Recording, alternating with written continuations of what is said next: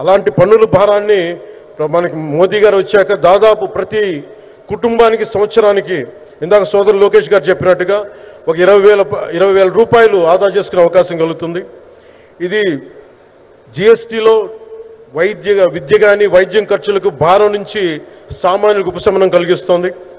ఆరోగ్య బీమా జీవిత బీమాపై జిఎస్టీ పూర్తిగా తొలగించడంతో పాటు వార్షిక ప్రీమియం 3,000 నుంచి 4,000కు తగ్గి అందరికీ ఇది అందుబాటులో ఉంటుంది.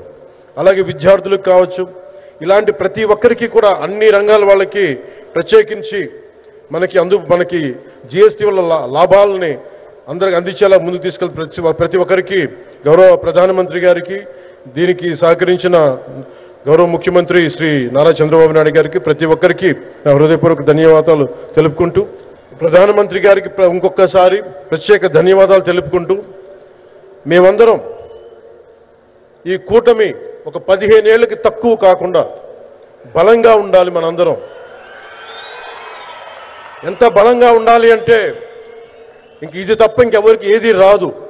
ఇబ్బందులున్నా ఉన్నా తట్టుకొని నిలబడి, ఎందుకంటే ఈ రోజున ప్రధానమంత్రి గారు మనకు వచ్చి అండగా ఉన్నారంటే ఈ పెట్టుబడులను కానీ ఈ నమ్మకాన్ని కానీ ఎటు మాత్రం సడలించకుండా మేము ముందుకెళ్తామని మీ అందరికీ తెలియజేసుకుంటూ, అందరం సమిష్టిగా పనిచేస్తాం.